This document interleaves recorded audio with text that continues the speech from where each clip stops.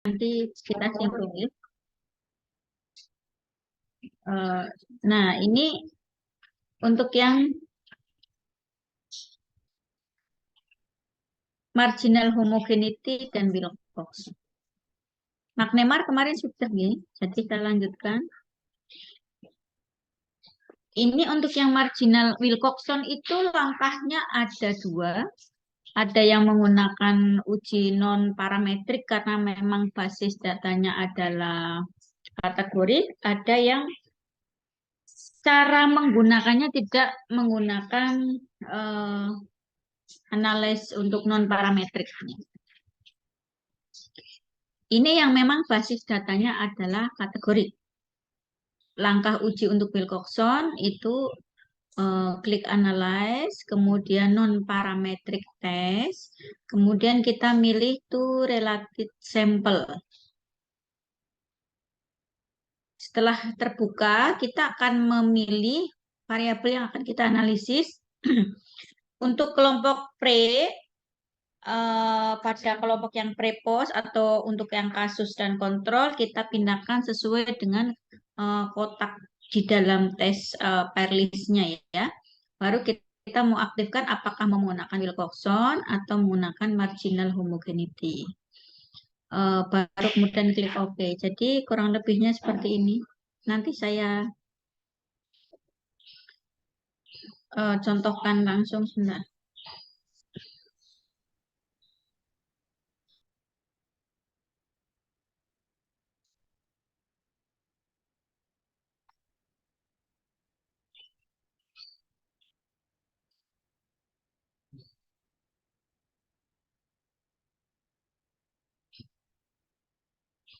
Baik,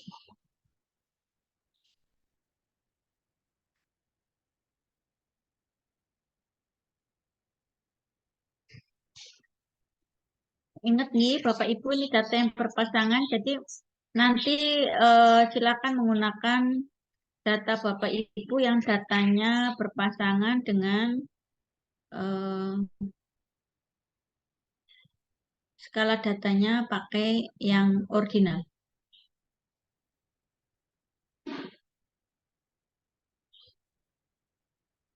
Oke.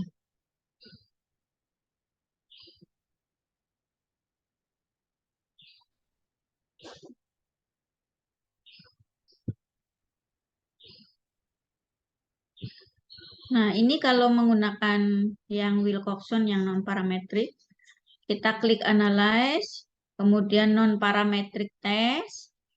Nah, di sini milih legacy dialog, kemudian kita milih to related sample. Kita klik.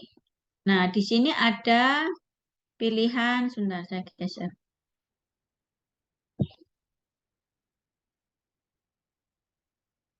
Ada pilihan di sini untuk yang pair list test ya.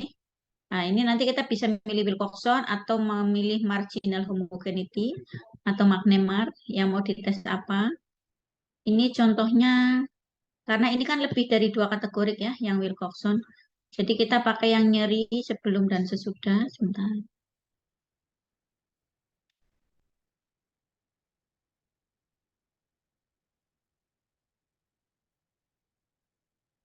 Ah, ini nih.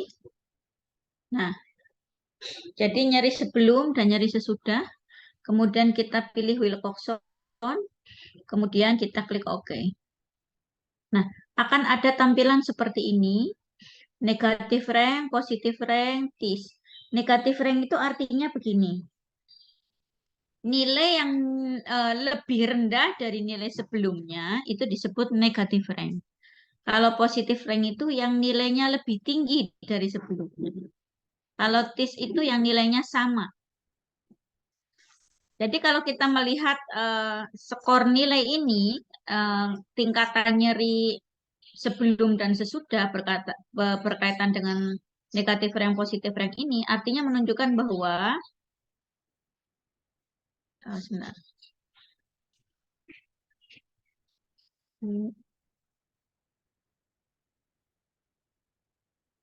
Langkahnya betul nggak ya? Bentar.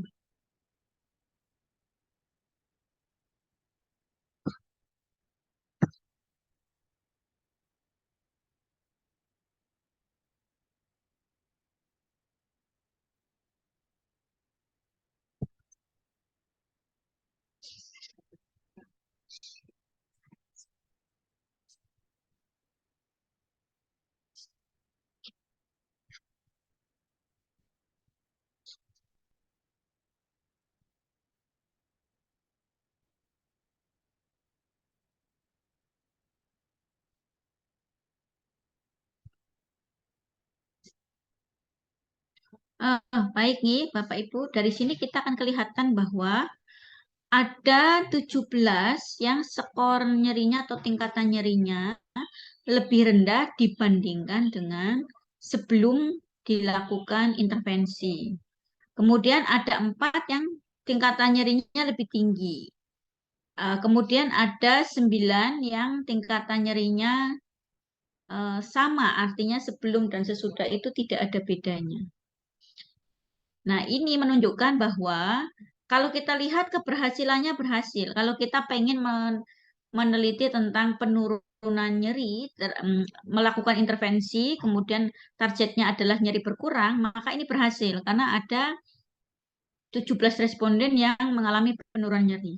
Tapi ini juga harus dibahas. Kenapa ada yang 4 responden yang malah naik skor nyerinya atau skala nyerinya. Misalnya yang tadinya ringan jadi sedang, atau yang sedang jadi berat. Itu kenapa? Nah, ini yang penting untuk dibahas.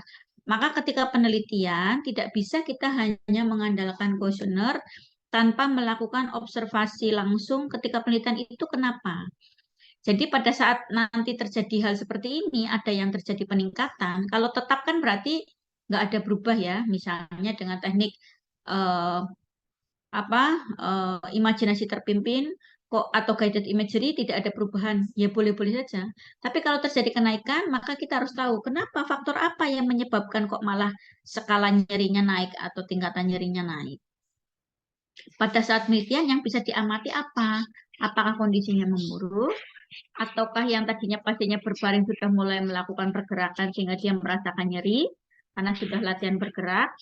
Atau apa sehingga hasilnya kok menjadi positif rank? Artinya ada terjadi peningkatan tingkatan nyeri dari sebelumnya. Kalau kita lihat hanya p-value, ini p-value nih, p-value-nya itu 0,002. P-value 0,002 itu maknanya lebih kecil dari 0,05. Artinya berarti tidak ada hubungan, ada perbedaan yang bermakna antara sebelum dan sesudah dilakukan intervensi. Jadi ada perbedaan yang bermakna skala atau tingkatan nyeri dibandingkan antara sebelum dengan sesudah intervensi. Tapi kalau kita lihat di sini memang ada penurunan pada sejumlah responden yang hasilnya turun. Tapi kalau kita lihat 9 itu tetap dan ada yang naik. Nah, ini yang perlu dibahas. Kenapa kok bisa ada yang naik? Nah, itu penting untuk kita bahas juga. Bukan hanya melihat, berhasil loh ini karena yang 7 turun. Iya, betul ini berhasil. Tapi karena ini ada yang naik, ya juga harus kita bahas pada saat melakukan pembahasan, eh, apa namanya, pembahasan hasil penelitian. Ya. Nah, kalau dilanjutkan kan tadi hasilnya seperti ini ya, misalnya pola hidup. Nah, nanti ketika kita menuliskan hasil, nulisnya akan seperti ini. Kalau misalnya menggunakan pengetahuan, ya seperti ini. Kalau nyeri ya tadi nyerinya ringan, sedang, berat, ringan, sedang, berat ya. Totalnya berapa, P-nya berapa. Kalau menggunakan pengetahuan ya baik, cukup, kurang, baik, cukup, kurang ya sebelum dan sesudah. Kalau nyeri ya tadi ringan, sedang, berat. Nah, terus P-value-nya berapa, totalnya berapa. Nanti untuk yang negatif rank, positif rank, nulisnya di bawah di sini. Jadi di bawah tabel kita tuliskan negatif rank 19, 17, positif rank 4, TIS-nya 9. Itu kita tuliskan di bawah. Di bawah dari tabel hasil penyajian penelitian kita. Nah, kalau menginterpretasikannya seperti ini. Kalau ini misalnya hasilnya adalah pengetahuan nih. Nah, ini misalnya contohnya gini. Ini kan tadi hasil pengetahuan ya. Kalau yang tadi Bu Indra langsungkan menggunakan SPSS kan pakai nyeri. Nah, kalau misalnya pengetahuan hasilnya seperti ini, negatif rank 17, positif rank 1, TIS 2. Nah, ini berarti ada kenapa kok pola hidup dan sesudahnya kok negatifnya 7. Nah, ini yang penting ketika kita membuat coding. Kalau codingnya baik itu 1, kemudian cukup itu 2, kurang itu 3, otomatis ketika kita mengedukasi, kemudian yang tadinya kategorinya itu kurang itu 3, kemudian turun jadi cukup baik, kemudian yang cukup baik jadi baik, pasti akan menjadi negatif rank.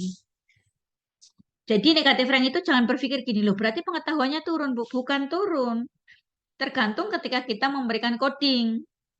Maka penting ketika kita melihat pengetahuan yang harapannya terjadi peningkatan, maka ketika kita membuat coding, codingnya yang kurang itu 1, yang cukup 2, yang baik 3, sehingga nanti hasilnya akan positif rank, bukan negatif rank. Apa tidak masalah, Bu? Ya, tidak masalah, tetapi ini harus bisa membaca dengan baik. Jangan sampai begini, wah kok negatif rank ya turun ya. Berarti ini pengetahuannya turun. Lah kalau nggak jeli pasti akan melihatnya begitu. Bukan melihat bahwa ini pengetahuannya turun atau pola hidupnya menjadi tidak baik. Tetapi kebetulan ketika membuat coding, yang baik itu di coding 1, yang cukup di coding 2, yang kurang 3, ya otomatis. Yang tadinya codingnya 3 menjadi 2, menjadi 1, ya pasti akan negatif rank.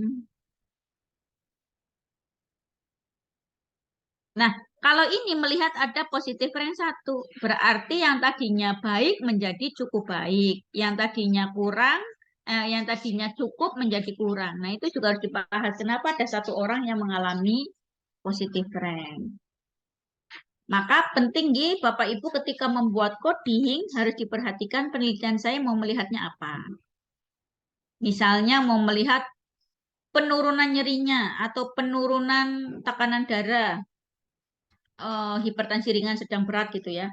Maka kalau yang mau dilihat adalah penurunan, maka kita yang tinggi adalah codingnya harus yang besar. Yang berat 3, ya, yang sedang 2, yang ringan 1, begitu. Sehingga nanti akan kelihatan penurunannya. Tapi kalau coding kita terbalik, nanti hasilnya positif rank.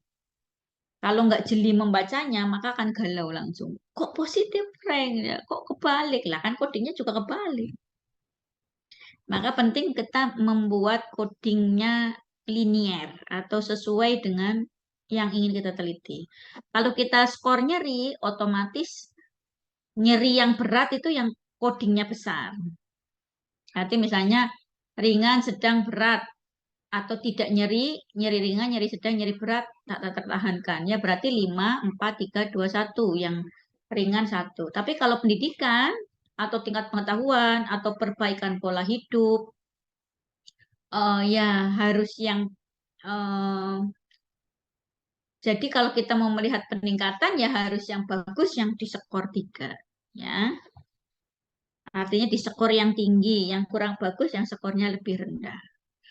Sampai sini bisa dimengerti? Kalau ini maknanya akan seperti ini. Ini kalau pola hidup nih.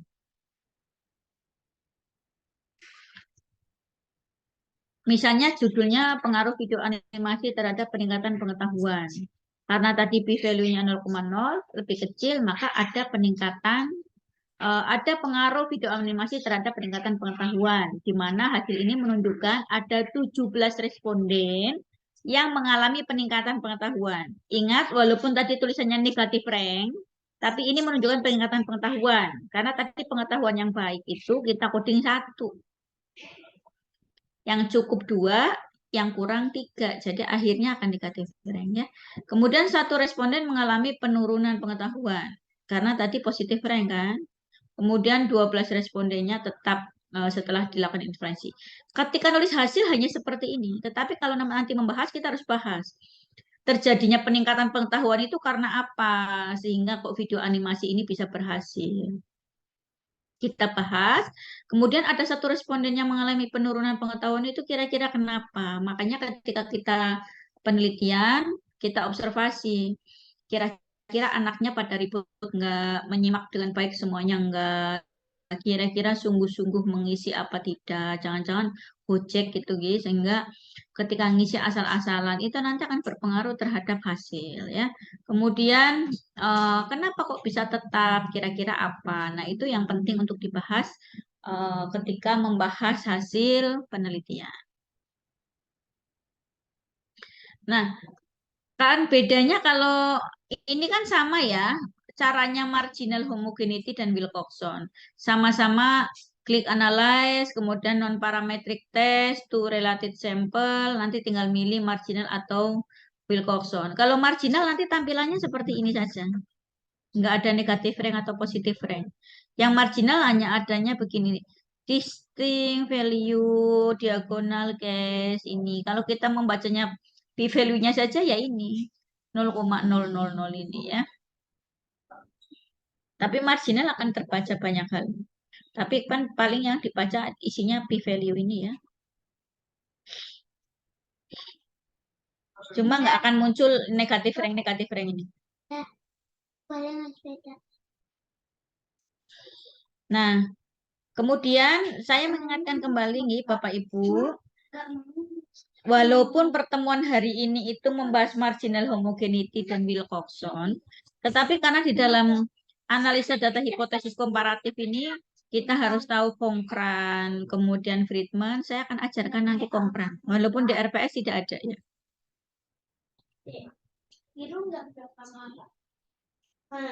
Tapi sebelum saya lanjutkan, ada yang mau ditanyakan? Ada yang mau ditanyakan Bapak Ibu?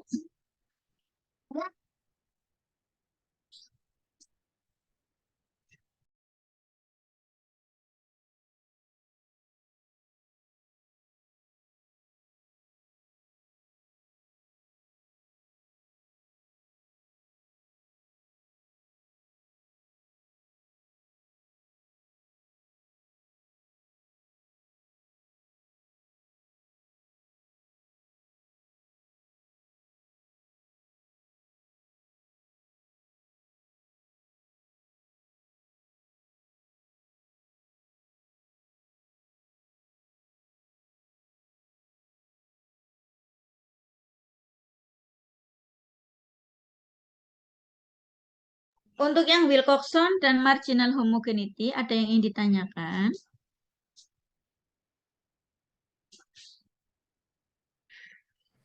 Baik, cara gimana Mbak Ade? Cara belum ada, Bu. Baik, kalau belum ada saya lanjutkan ke Konkran.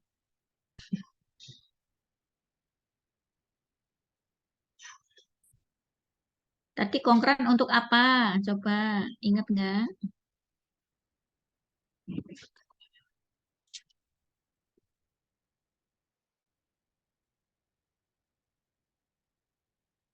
Mas Antoni, Konkran untuk apa?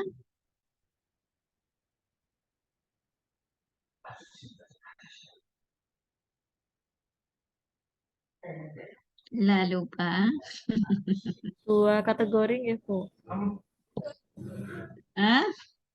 Dua kategori, tapi pengulangannya berapa kali? Lebih dari 2. Betul. Untuk yang pengulangannya lebih dari 2, tapi kategorinya hanya 2, itu Konkran.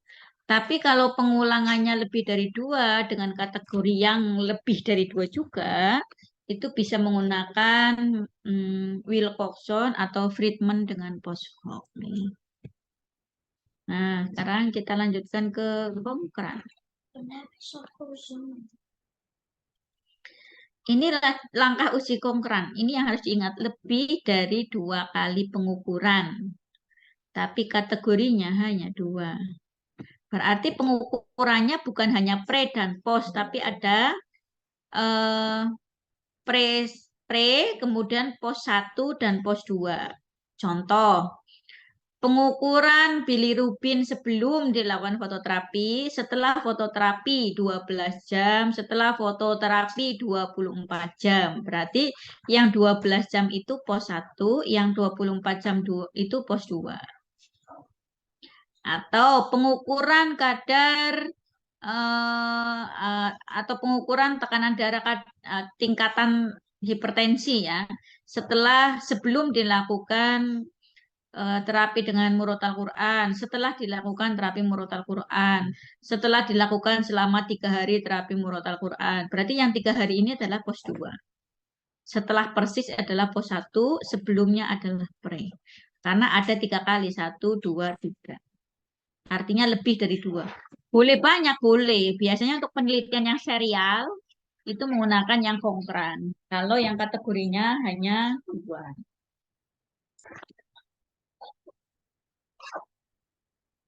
Nah, ini langkah uji konkran. Klik analyze, kemudian non-parametric test. Nah, kalau tadi tulisannya kan milihnya legasi dialog, kemudian to related sample. Nah, kalau untuk yang konkran, pilihnya K related sample. Karena K-nya kan kita belum tahu nih mau berapa sih yang mau kita pakai, pos 1, pos 2, atau pos 1, pos 2, pos 3, pos 4, pos 5, atau bagaimana ya. Jadi pakainya K relative sample. Kemudian pilih variabel yang akan dianalisis. Tadi pre pos 1, pos 2. Kemudian pindahkan ke kotak tes variabel. Baru kita aktifkan konkrannya. Kemudian klik OK. Nanti akan ada seperti ini ya. Pola hidup sebelum, sesudah, setelah 1 bulan. Gitu ya. Ini nanti akan kelihatan. Ini hasil konkretnya, p-value-nya ini.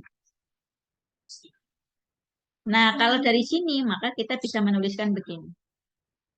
Nah, ini kalau magnemat dengan posokan, kalau yang lebih dari 2 kali pengukuran, itu bisa menggunakan konkran atau menggunakan magnemar dengan poshok.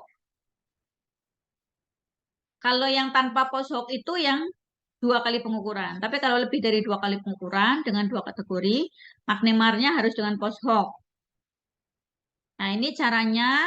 Klik analyze, non-parametric test, kemudian to relative sample. Ini milihnya to relative sample.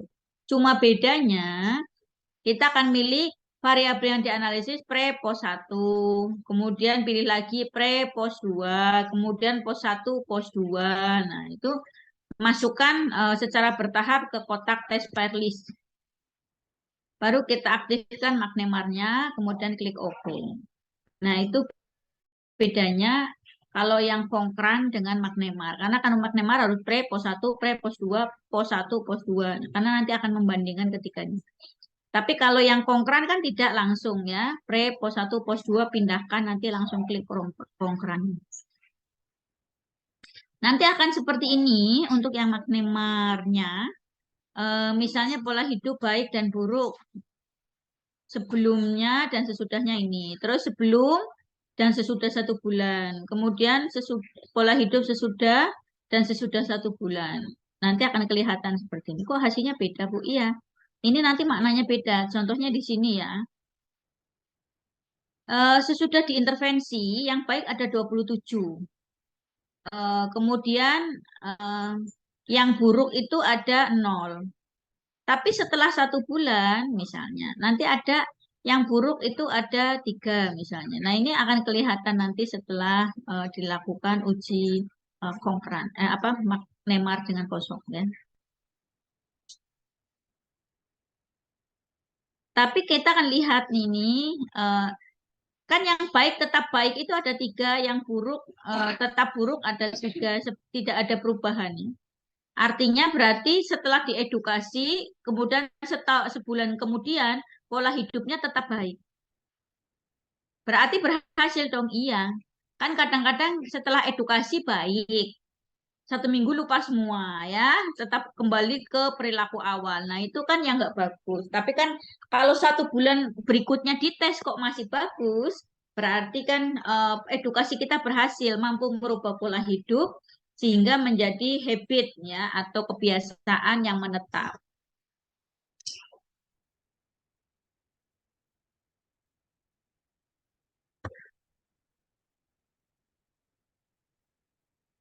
Nah, ini kalau kita lihat untuk cara membuat tabel dengan Magnemar. Karena kalau konkran itu satu kesatuan, itu mudah. Kalau Magnemar kita harus membuat satu persatu. Magnemar satu berarti pola hidup sebelum dan sesudah. Magnemar 2 pola sebelum dan sesudah 1 bulan atau pos 2. Kemudian sesudah dan sesudah 1 bulan atau pos 1, pos 2. Ini harus dimasukkan. Nanti baru kita analisis. Tapi kalau konkran kan langsung satu nanti ya.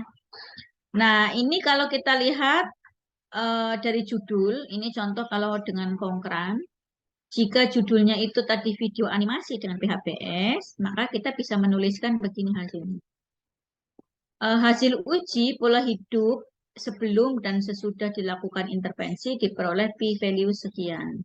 Dengan hasil lebih kecil dari 0,05 sehingga dapat disimpulkan bahwa ada pengaruh video animasi terhadap pola hidup bersih dan sehat. Karena PHPS tadi ya.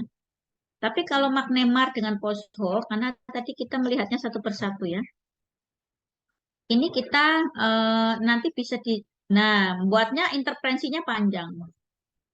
Judulnya ini, p-value-nya 0,05 lebih kecil, sehingga dapat disimpulkan ada pengaruh video animasi terhadap perbaikan pola hidup bersih dan sehat. Hasil post hoc-nya harus kita sampaikan. Hasil uji PHPS sebelum dan sesudah 1 bulan dilakukan intervensi, diperoleh nilai p-value sekian, dapat uh, disimpulkan ada pengaruh. Tetapi hasil uji PHPS sesudah dan sesudah 1 bulan, artinya sesudah itu sesudah persis ya, dan setelah 1 bulan atau pos kedua dilakukan intervensi, p-value-nya 1 dan ini lebih besar dari 0,05. Maka dapat disimpulkan bahwa tidak ada perbedaan yang bermakna antara PHPS setelah dilakukan intervensi dengan 1 bulan setelah dilakukan intervensi. Nah, hasil ini menunjukkan apa? Aduh, bentar maaf.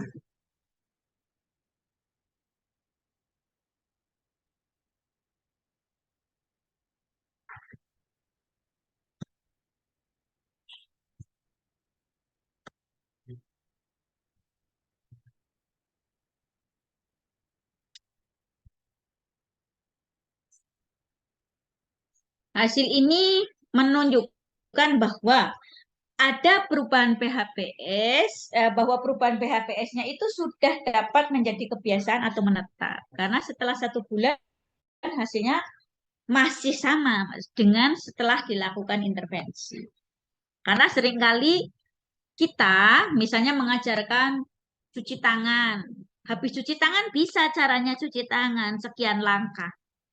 Karena tidak pernah digunakan, 1 bulan kemudian suruh cuci tangan anak-anak SD, lupa caranya cuci tangan 6 langkah. Kenapa? Karena tidak menjadi kebiasaan. Tapi kalau dites coba gimana cuci tangan, apa semua. Sekarang cuci tangan lagi apa dan biasa. Kemudian ditanya kok pinter semua ini. Ya kan tiap hari sekarang melakukan. Ya sudah jadi kebiasaan, sudah menetap, sudah jadi habit. Berarti pola hidup bersih dan sehatnya sudah berhasil. Kita rubah dengan edukasi yang sebelumnya kita lakukan. Nah, itu contoh. Itu bedanya kalau dengan Magnemar dengan Poso, karena kita sajikan satu persatu. Sampai sini, Bapak Ibu jelas atau ada yang ingin ditanyakan?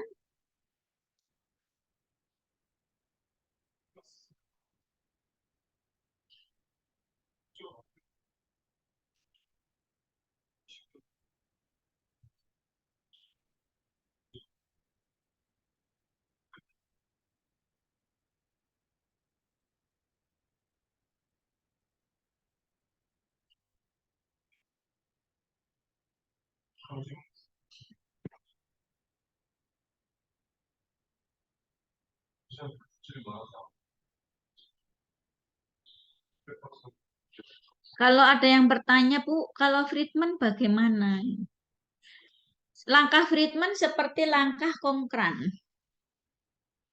Coba ya, saya tunjukkan nih, Bapak Ibu.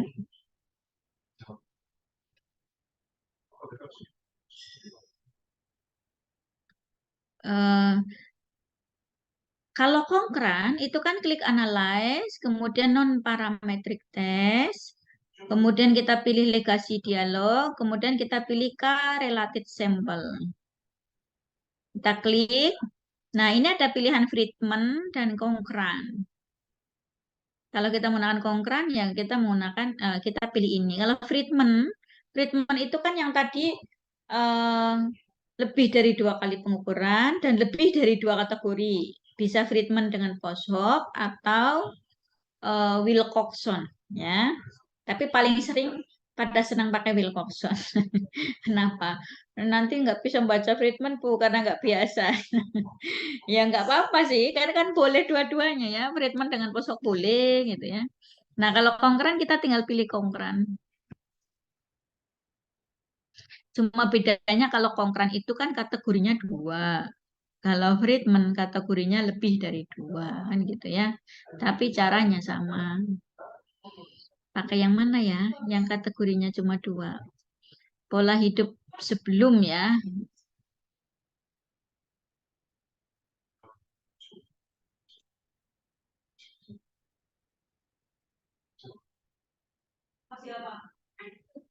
Atau pengetahuan deh untuk latihan. Pengetahuan sebelum. Jadi langsung gini, sebelum, sesudah, dan sesudah 1 bulan. Itu langsung pindahkan sini. Nah, itu bedanya.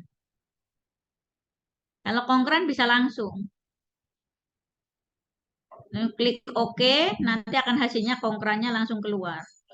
Ini kelihatan sebelumnya, eh, ini karena value-nya belum dirubah ya. Sebentar, saya rubahkan dulu.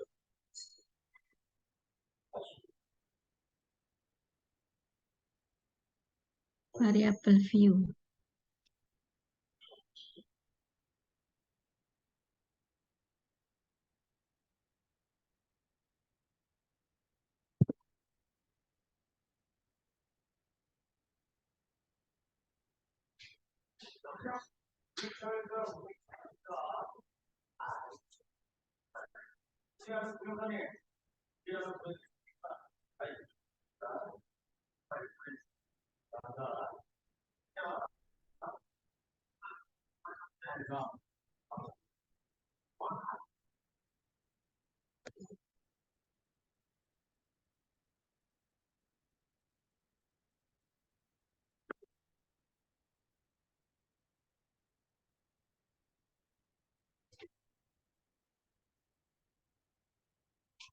Nah, ini kan kode 1 itu ini tadi karena belum dirubah baik buruk ya.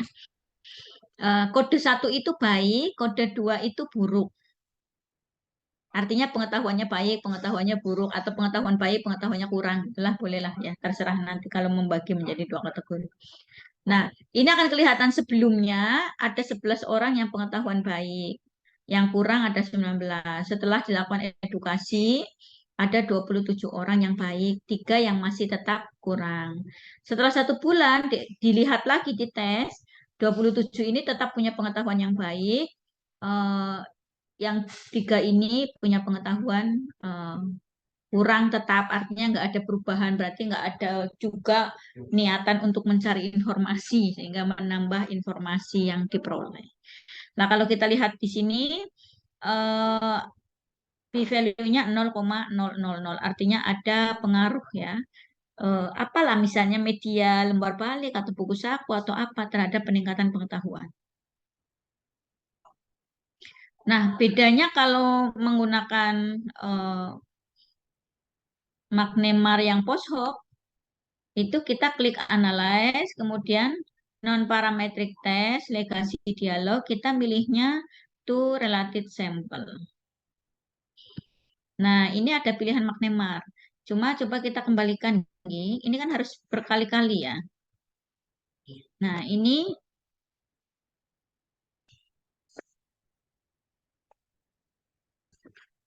harus satu persatu. Pengetahuan sebelum dengan sesudah.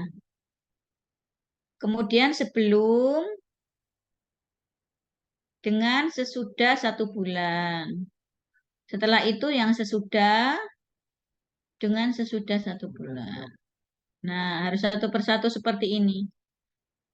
Kemudian kita pilih magnemat. Kemudian oke.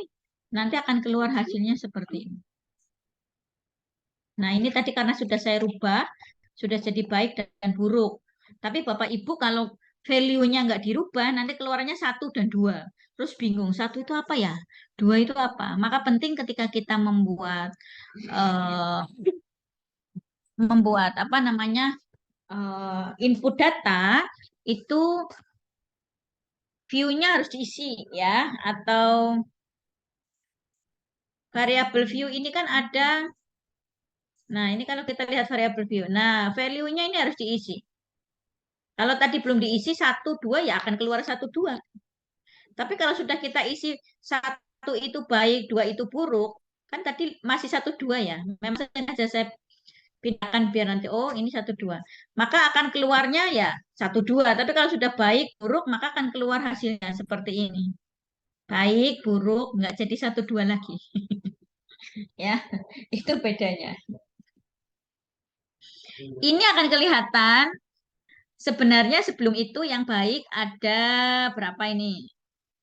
Ada sebelum ya, sebelum dan sesudah 1 bulan. Oh, ke atas dulu. Nah, sebelum dan sesudah. Sebelumnya ada 17, 19 yang buruk, tapi 17 jadi baik. Tapi ini ada satu loh, yang tadinya kategorinya baik kok turun.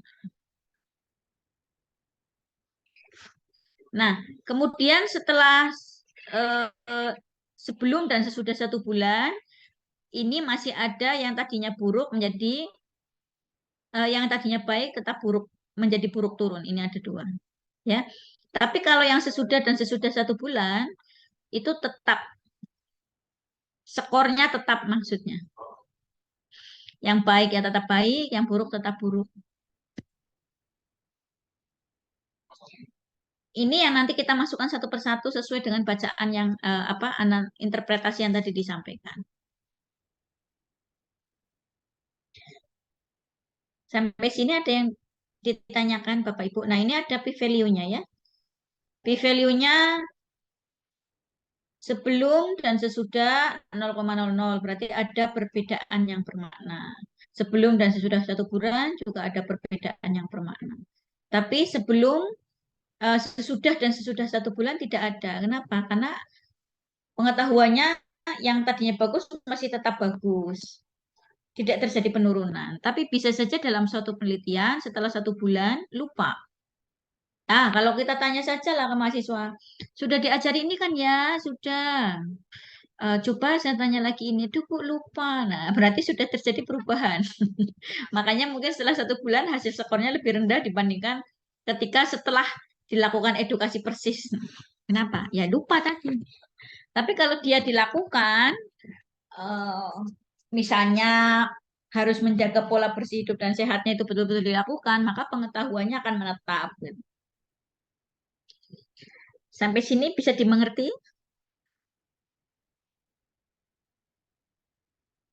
Insya Allah, Bu. Sekalian mau bertanya, untuk yang Boleh. McNemar dan Wilcoxon, kalau dilihat dari diagram itu kan McNemar itu dia bisa dengan kategori 2 pengulangan sama 2 kategori. Tapi juga Ya, bisa lebih dari 2 pengulangan sama 2 kategori juga nggih, Bu? ya, Gitu kan. Nah, membedakannya itu betul. gimana ya, Bu? Sama yang Wilcoxon itu kan Wilcoxon juga bisa dengan 2 pengulangan dan lebih dari 2 kategori, sama yang lebih dari 2 pengulangan dengan lebih dari 2 kategori.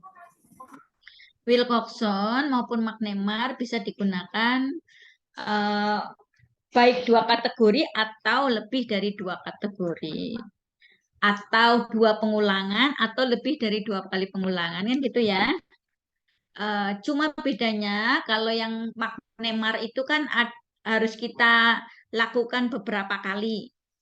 Kalau yang 2 kategori kan langsung sekali kita masuk, kemudian langsung magnemar. Tapi kalau yang lebih dari 2 pengulangan itu harus memasukkan satu persatu sebelum sesudah 1 bulan atau Sebelum pos 1, pos 2, kemudian pos 1, pos 2. Harus satu persatu kita masukkan. Karena nanti kita bahasnya satu persatu. Membuat hasilnya ya interpretasinya satu persatu, membahasnya satu persatu. Itu yang membedakannya di magnet. Kalau di Wilcoxon itu nanti sebenarnya langkahnya sama seperti magnemar yang post hoc, yang untuk yang lebih dari 2 kali pengulangan. Bentar. Kak, aku lebih sekarang aku jadi suka.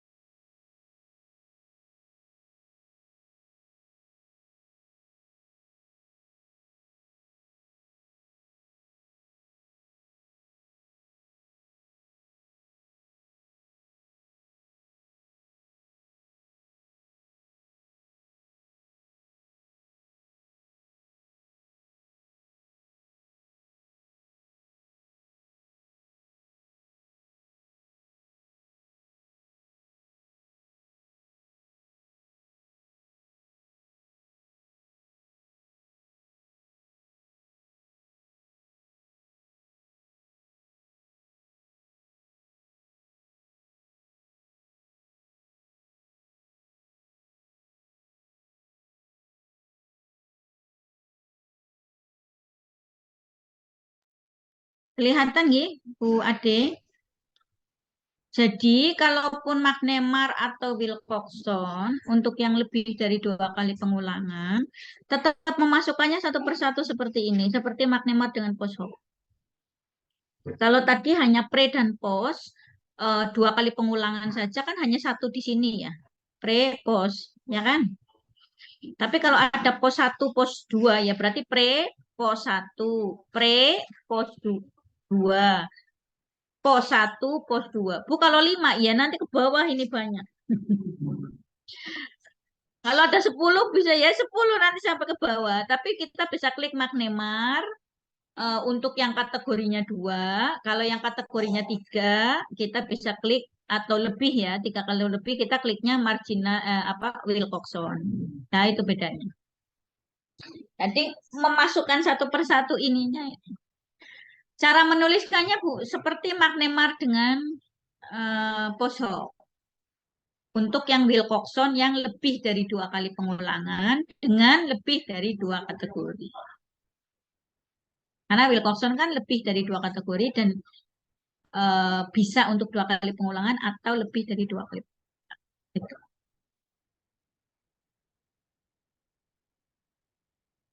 Cara bahasnya sama seperti yang di karena tadi magnemar. Sampai sini Bapak Ibu paham?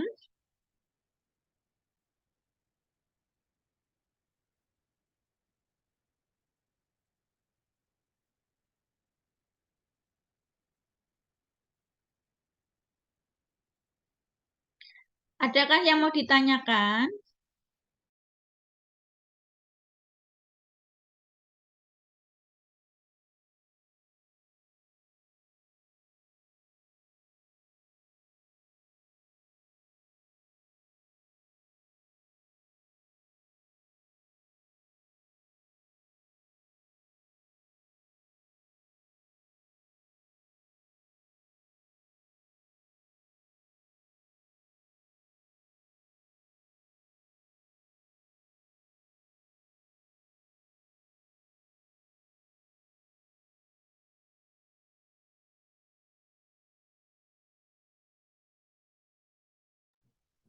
Bu Indra, berarti kita itu bisa memilih dari salah satu yang tadi gitu.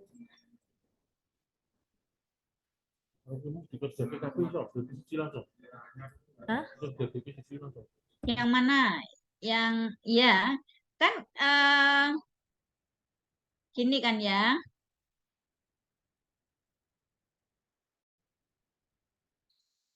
Yang penting prinsip ininya diperhatikan nih, Kingi. Nah, ini yang harus dilihat. Oh, sebentar.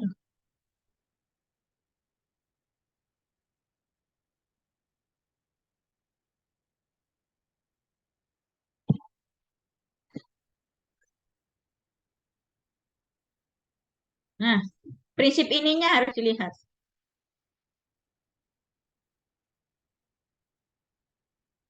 Misalnya gini, untuk yang 2 kali pengulangan ada 2 kategori. Ah, saya mau pakai magnemal saja. Ya boleh. Nggak pakai konkran boleh. Pakai magnemar boleh. Kalau yang ini saya pakai Wilcoxon saja lah, lebih familiar. Ya boleh saja.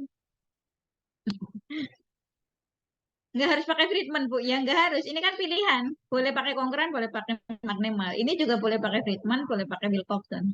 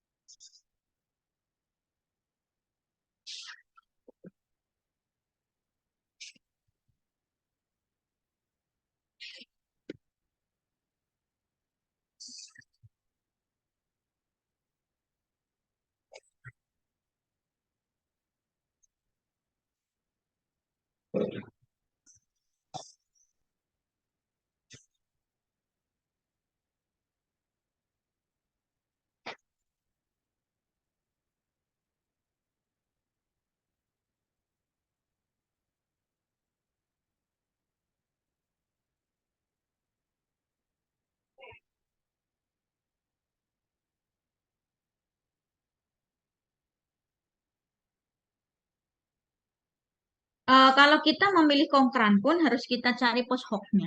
Post hoc itu yang seperti langkah magnemar.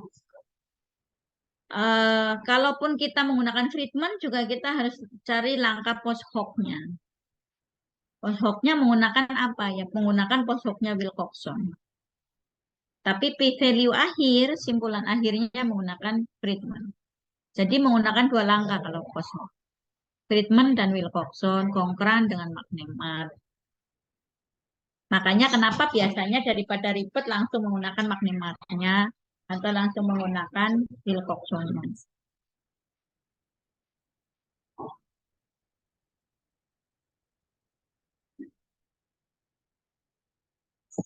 Nanti ketika kita belajar yang pertemuan independent test, kuliahnya sampai minggu kapan ya, Mbak Ade?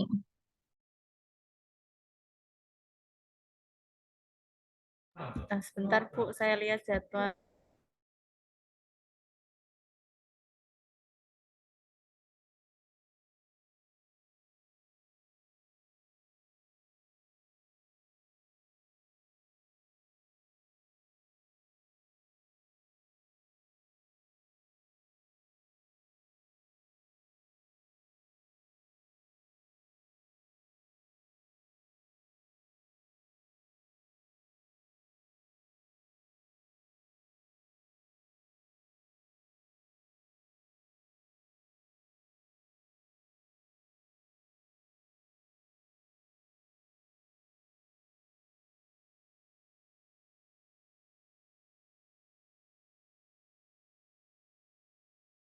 Saat RPS-nya kan sampai Januari ya. Nah, nanti pertemuan berikutnya mungkin Man Whitney, kemudian independent test gitu ya. Eh, Mungkin coba saya sharekan sebentar.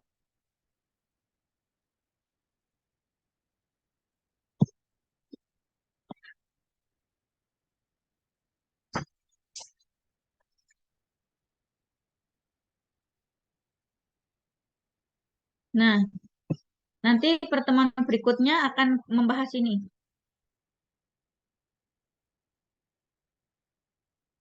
Nah, independent test atau uji tes tidak berpasangan, kemudian Man Whitney. Nanti kalau ada waktu ya kita CLM, walaupun mungkin di RPS hanya tinggal independent test ya. Nanti pertemuan berikutnya kan bukan berarti materinya habis, iya, tapi saya akan gunakan untuk latihan. saya beri data dan soal, Bapak Ibu mengerjakan. Nanti benar nggak menginterpretasikannya, ngekliknya betul tidak, ya. Dalam waktu 1 jam, nanti setelah itu dipresentasikan yang dikerjakan betul atau tidak. Sehingga nanti ketika ujian, ketika meneliti sendiri, itu sudah bisa. Nah, nanti kalau yang lupa, mana yang lupa kan bisa saya ulang, gitu, nggih. Karena kalau nggak punya kesempatan waktu latihan, biasanya kalau pas ujian jadi nggak bagus hasilnya.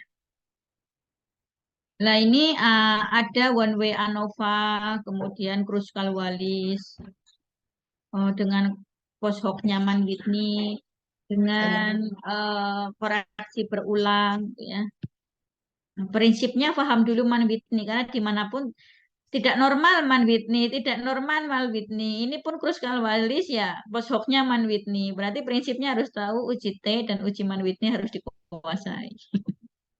Karena kalau uji Man Whitney-nya nggak dikuasai, nanti yang ke bawah-bawah kan ini nyari semuanya adalah Man Whitney nih, koreksinya. Emang kalau di RPS nggak ada tulisannya Man Whitney. Makanya kenapa Pak Yanto tadi pas saya masuk lagi ngajari Man Whitney, ya karena biasanya kan satu kesatuan ketika ngajari independentitas diajarkan disingkungkan dengan Man Whitney. Karena kan apa ya alternatifnya ya, jadi harus tahu. Seperti tadi kan Magnemar, marginal homogeneity,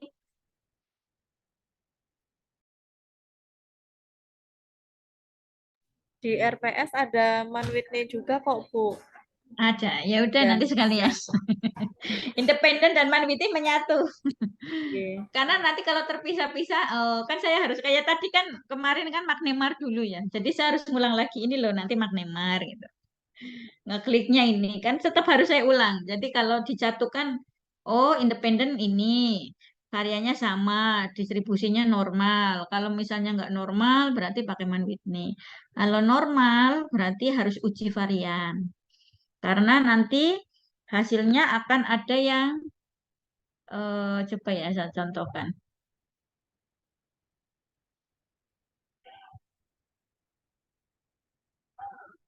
Nanti ada tulisannya begini Bapak Ibu. Makanya harus diingat. Equal varian asum, equal varian not asum. Ini asumsi variannya sama dengan tidak sama. Makanya kenapa penting kita melihat uji homogenitas varian. Karena nanti yang dibaca beda, hasilnya beda loh ini. 0,004 dan 0,003. Tapi kan sama-sama ada pengaruh, Bu. Iya, tapi angkanya beda. Jadi kalau nanti Bapak Ibu salah baca, kalau ujian hasil salah baca kan berarti menunjukkan nggak menguasai. Karena yang dibaca salah, walaupun mungkin simpulannya adalah sama-sama tidak ada pengaruh. Tapi angkanya beda loh. Makanya penting kita harus lakukan uji homogenitas varian. Homogen apa tidak? Variannya sama atau tidak itu ya istilahnya. Gitu nggih. Eh, ada yang mau latihan?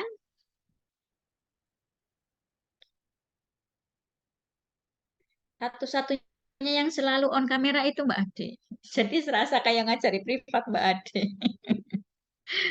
Yang latihan, yang lainnya nggak tahu kemana ini ya. Pada dinas mungkin, Bu. Karena kan kalau Adi dinasnya pagi aja. Oh gitu. Ya, mudah-mudahan sekalipun dinas tetap bisa menyimak. Jangan begini ya. Alah Bu, kan saya nanti kalau sudah S1 nggak akan lanjutkan S2. Jadi mungkin soal penelitian nggak akan digunakan. Belum tentu. Bisa jadi nanti dituntut harus spesialis, harus S2. Karena kan sekarang akreditasi kan juga jenjang perawat juga sudah dilihat sampai spesialis juga ya. Suka tidak suka ilmu itu akan terpakai. Yang kedua, untuk perkembangan ilmu keperawatan ke depan, eh kan rumah sakit juga sudah meminta perawatnya juga meneliti ya. Kalau di Sultan Agung wajib nggak sih? Wajib. Oh, wajib. Kalau yang saya tahu seperti di Karyadi itu harus setiap ruangan harus melakukan penelitian setahun sekali minimal tiap ruangan. Jadi dengan dana yang lumayan paling sedikit itu 7 juta kalau nggak salah ya dana yang keluar. Sehingga perawatnya pasti akan melakukan penelitian. Mungkin tahun ini gilirannya si A, besok si B, besok si C. Entah mungkin si A berpartner dengan si B, tahun depan si C dengan si D. Pokoknya tiap ruangan itu tiap tahun ada yang meneliti. Nah, kalau ada itu suka tidak suka berarti harus menguasai ini biostatistik. Walaupun nanti digarapin orang, kalau digarapin orang kan kalau kita tidak paham interpretasinya sendiri, ketika ditanya nggak bisa juga ya jawabnya. Tapi kalau bisa, ilmu kita akan jadi lebih berkembang, lebih ngerti baca jurnal ya. Insya Allah paham gitu ya. Oh, p-value-nya ini. Tuh, kok bahasnya ini ya? Kadang-kadang kan mungkin penulis